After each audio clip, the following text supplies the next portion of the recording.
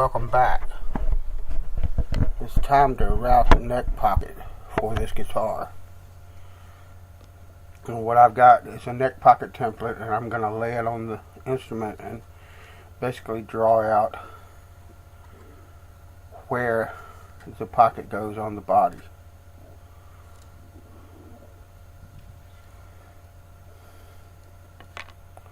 Then I'll take my safety glasses. I always wear your safety glasses when working with power tools.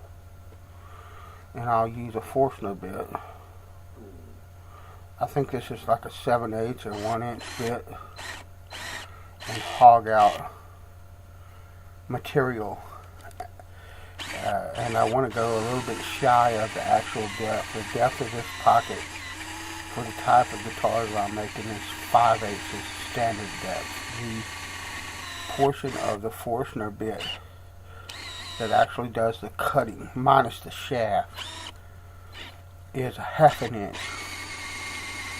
depth. So I'm just going to drill down until the back of that portion is flush with the top of the guitar, or thereabouts, close as I can get by eye. And I'm taking all of this out because what I want is as little wood left as possible for the router to deal with. That is something about routers that you should know if you plan to use them, is that you should try your best to do most of the work with other tools so that you don't put a heavy strain on the router. Now you can buy big, huge industrial routers that have enough power to handle all that, but if you're going to use a router by hand, you want as little resistance as possible, because the router is probably one of the most dangerous tools that you will ever hold in your hand. And you don't want the thing grabbing wood, grabbing grain, and moving wherever it wants to. You want to control it. So now what I'm going to do is I'm going to take the router and take small little bites and route this cavity out to the depth of those holes that I drill.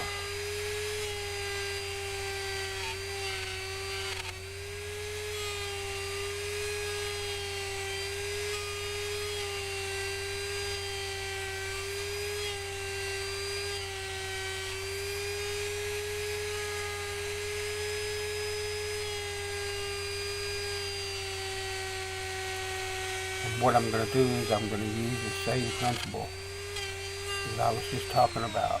You see that blue tape there? That was an attempt on my part to make the pocket slightly smaller, so the fit would be tighter. But the tape, that's like cheap painter's tape, and it did not hold up. If I try this again, I need a better type of tape. But now what I'm going to do is, now that I've got the pocket routed down to the depth that I drilled it to, it's about 1/8 of an inch away from the bottom, the actual depth that I wanted. So I'm going to take 2 passes at 1/16 of an inch depth at a time. So you saw me adjust it, and now I'm going to cut down deeper in this pocket by 1/16 of an inch. Just tiny little passes. I could have done 1/8 of an inch. It probably would have been okay.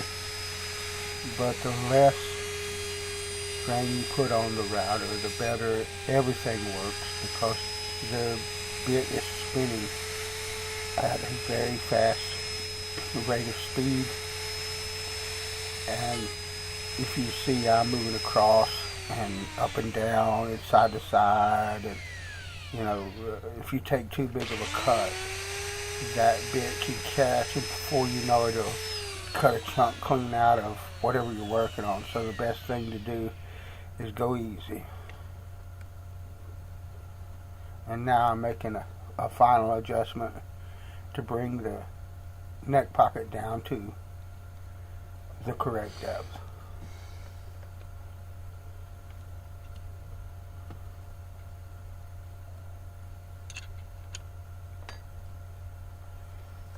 and then reroute to final depth.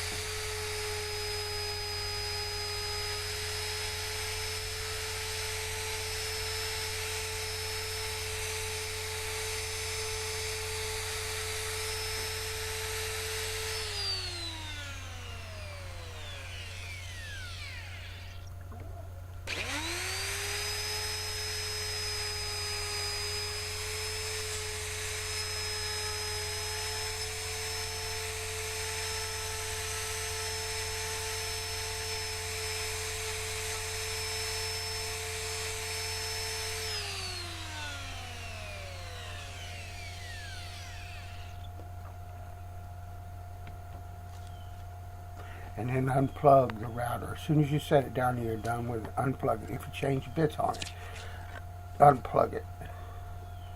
You do not want the thing turning on when you don't expect it to. That little piece is normal. And checking the fit. That works for me. Now what I'm going to do is I'm going to kind of shape this a bit with a file. This is just preliminary. What I'm trying to do is make sure there are no ragged or jagged ends or anything like that, and it's good and smooth so that it doesn't catch on something and split further.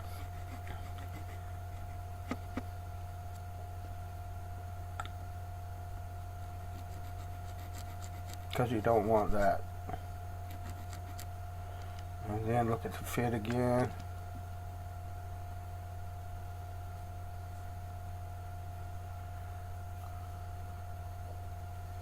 And so that's it. Thanks for watching, and I'll talk to you later.